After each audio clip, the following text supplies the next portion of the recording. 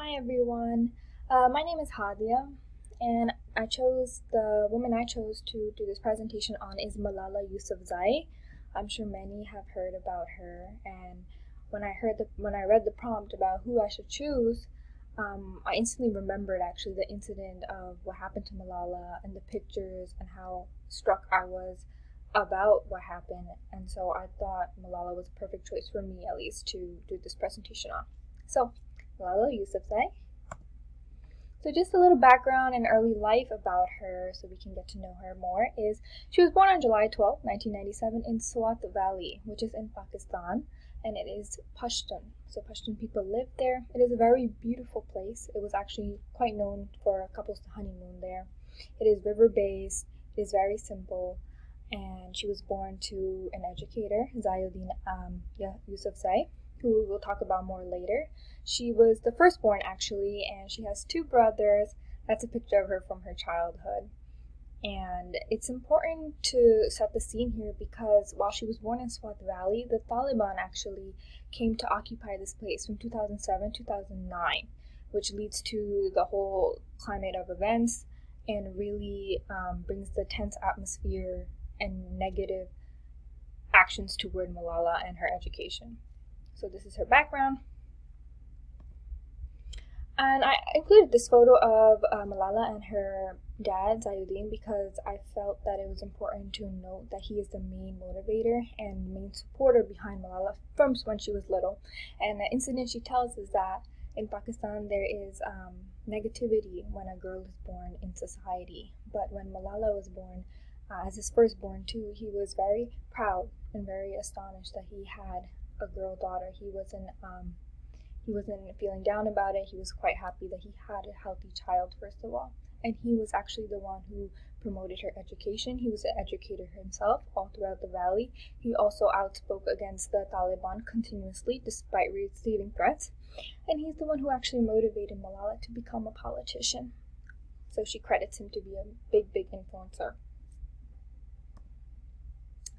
So as Malala grew up and the Taliban began to occupy the Swat Valley, like I've said, restrictions began to happen a lot in the valley.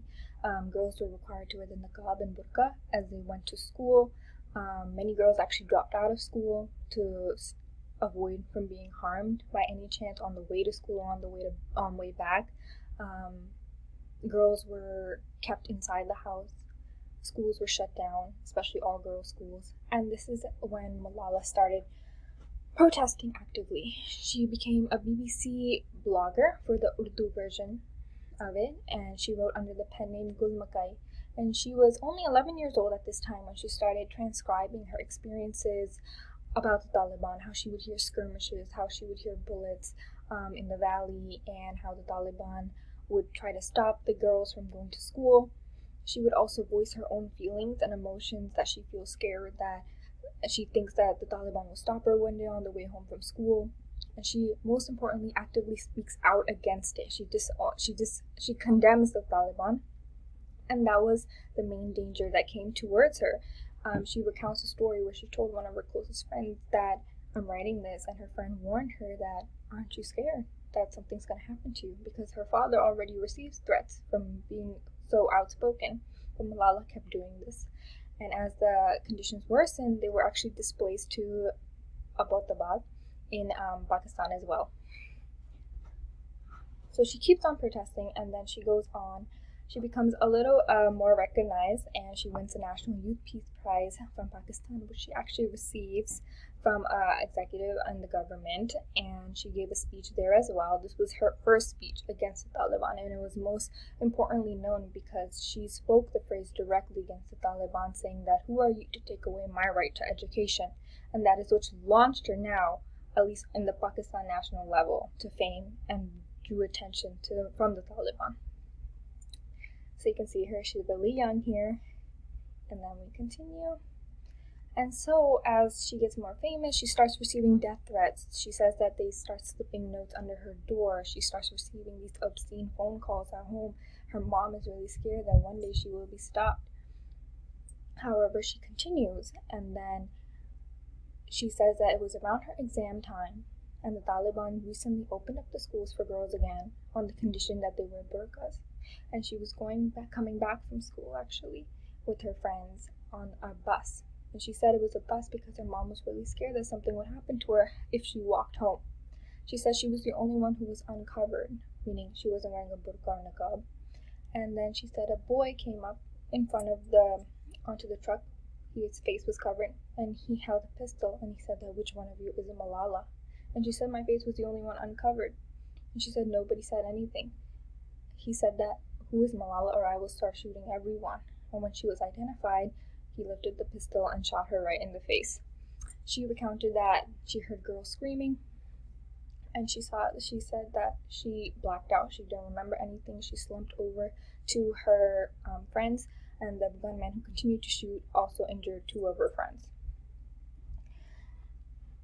So this happened on October 9, 2012. She was 15 years old, and the Taliban immediately claimed responsibility that they were forced to do this because she was being outspoken against them. They were forced to take this action, and that if she survived, they would try to take an attempt on her life again.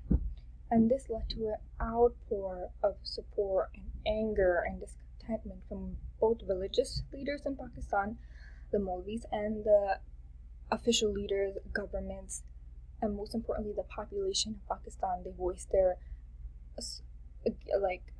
opposition against the Taliban, their emotions, and their protests, as you can see. So now you see the girls, they're screaming, "I am Malala," meaning that even though Malala Yousafzai was shot, thousands of girls around Pakistan and around the world are Malalas who don't get their right to education, who are scared to stay at home, who face these dangerous actions if they went to get an education.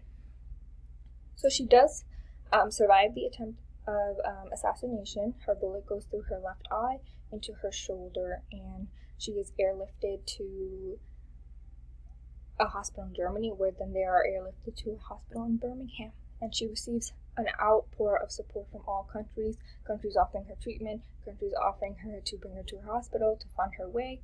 But the Pakistani government does take responsibility for the finances, and she ultimately goes to Birmingham, England. So you can see here she went to Queen Elizabeth Hospital in Birmingham, and you see her, she's beginning to recover. It took multiple surgeries, multiple weeks for her to recover, and she says when she woke up, the first thing she could think of was, how is she going to pay for all of this? Because she knows that she is just a poor girl from a village, and my father doesn't have this much money. So I thought that was really triggering, because she's such a small village girl, and when you take her to such a grand scale place, she doesn't even begin to comprehend. It just relates back to me that we can't begin to comprehend what she goes through in Swat Valley and what we take for granted. And that was just the first thing she was worried about. Most of us wouldn't even think about that when we first shot on our left eye. So she begins to recover.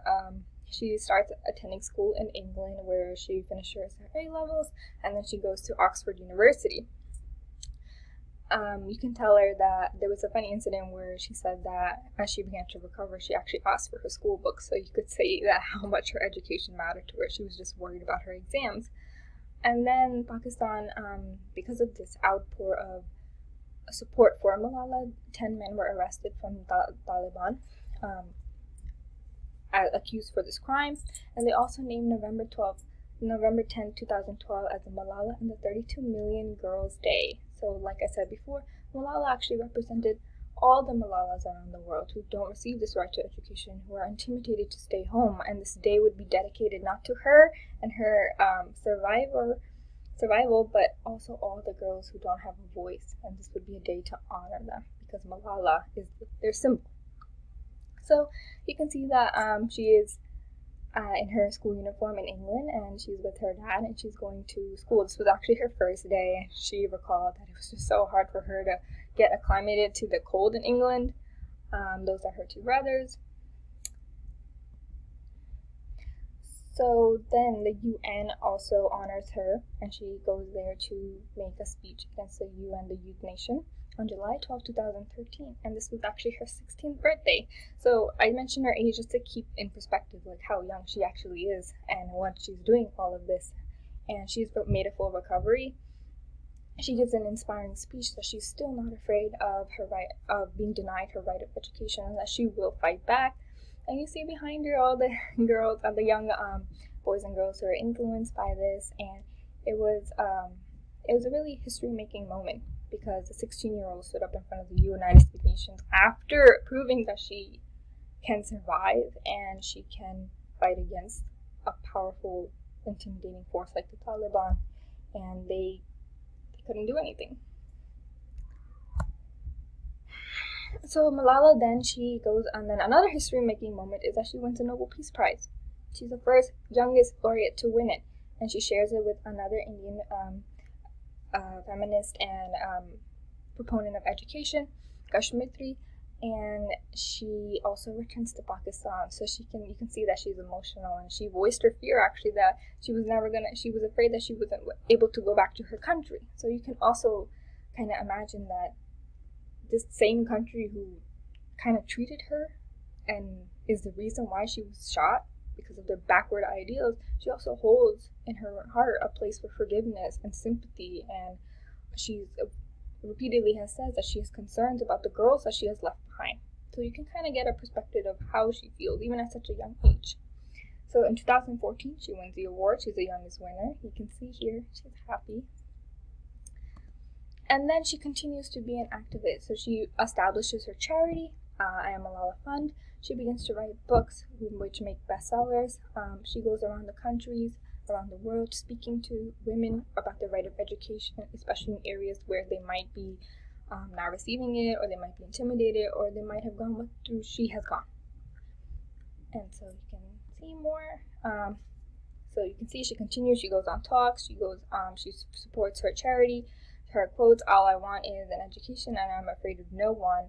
And it just really stood out to me that, I feel and we know that education is a basic right to a human being, but the fact that she had to fight this much to get to this place is amazing to me.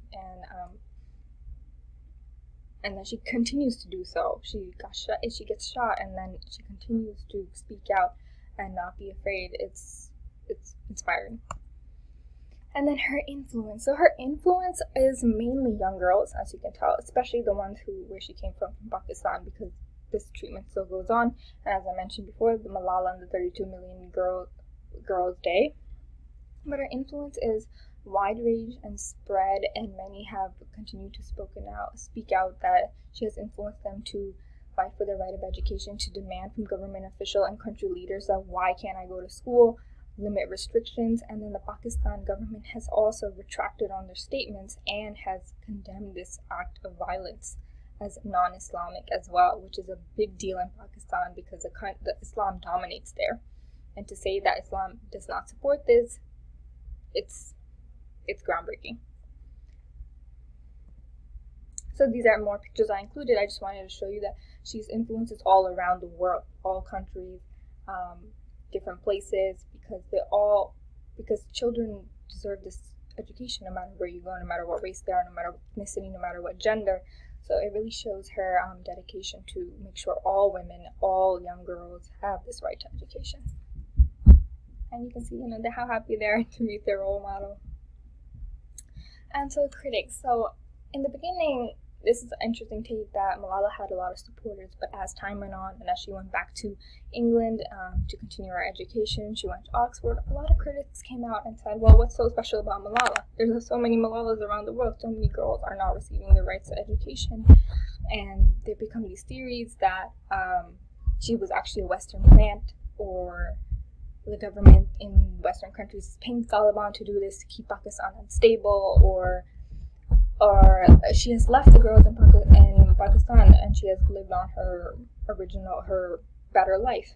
And I just wanted to share this perspective that not everything is always happy and supportive for Malala, despite all of her efforts and horrific events. I think it's important to note that as time goes on, people will get tired of seeing the same thing, and it should not undermine what her efforts truly were. And the fact that she continues to keep on pursuing her education and being an activist in the specific area, it shows a lot about her perseverance and determination and casts away the critics' opinion.